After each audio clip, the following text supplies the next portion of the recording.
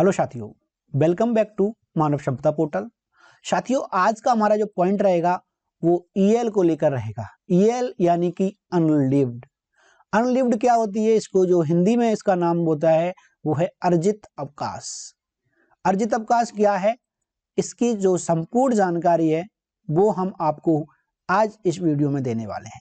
अर्जित अवकाश को लेकर क्या जानकारी है, जैसे अनलिव्ड यानी अर्जित अवकाश क्या है, इसे कब ले सकते हैं, इसे कम से कम कितने दिन का ले सकते हैं, इसको अप्लाई करने से कितने दिन पहले अप्लाई करना पड़ेगा, लेने से पहले इसको किसको फॉरवर्ड करना है, इसको अप्रूव कौन करेगा, सारी जानकारी। ठीक है, तो चलिए एक एक करके अब डिस्कस करते हैं।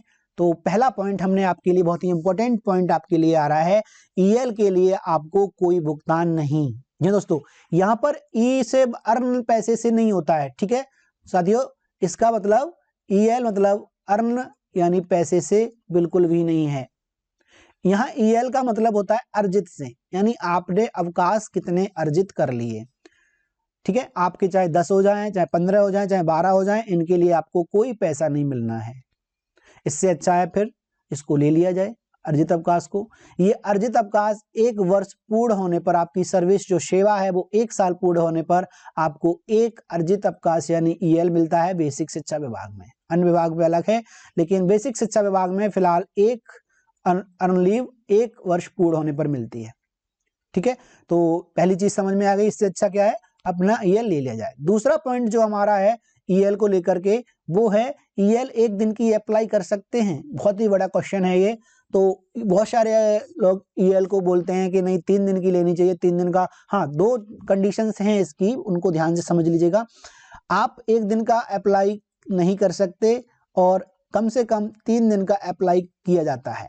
ठीक है, 3 दिन का अप्लाई किया जाता है कम से कम, और इसको 3 दिन पहले अप्लाई करना पड़ता है। दोनों ही चीजें हैं, कम से कम 3 दिन का अप्लाई और कम से कम 3 दिन पहले अप्लाई करना होता है। 3 दिन पहले अप्लाई करेंगे। अब बात आ जाती है कि नहीं 1 दिन का भी हो जाता है। जी हाँ, ये बीईओ जो होंगे हमारे, उनके विवेक पर निर्भर करता है। वो अगर चाहेंगे अपने विभाग के कार्यों को देखते हुए आपको ईएल 1 दिन का अप्रूव कर सकते हैं।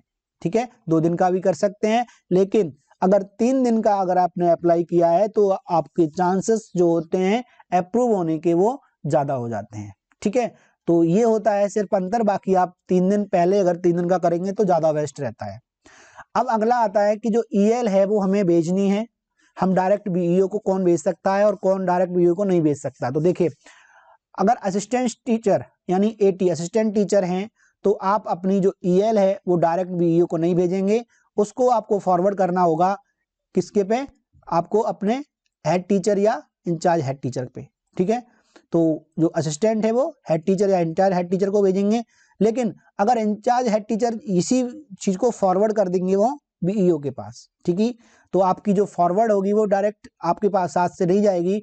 आप एटी हैं तो आपको एचटी और आईएसटी को भेज के और वो फॉरवर्ड करेंगे बीईओ को, और वहां से मिलेगा आपको अप्रूवल।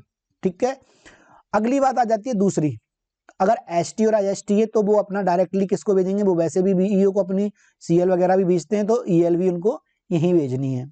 ठीक है, तो इनका तो डायरेक्ट सीधा जाएगा, लेकिन आप एटी का नहीं जाएगा। अब बात आ जाती है कि जो एचटी और एटी का जो भेज दिया बीईओ को दोनों लोगों ने ही, अब बीईओ जो वो इसको अप्रूवल देगा तो अपने स्तर से देगा, तो उसमें तो कोई डाउट है ही नहीं है। अब बात आ जाती है अगली ज्वाइनिंग रिक्वेस्ट की।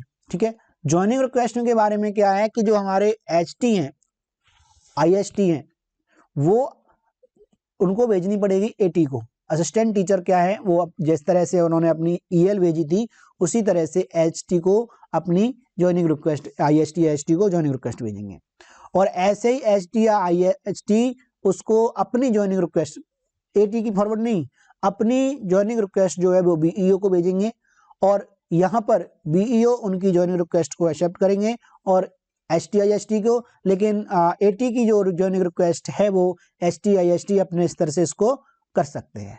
ठीक है, तो ये था ईएल के बारे में संपूर्ण जानकारी। अच्छी लगी हो तो वीडियो को लाइक शेयर जरूर करिएगा। तो चलिए अब बात करते हैं नेक्स्ट टॉपिक पर नेक्स्ट वीडियो में। Thank you.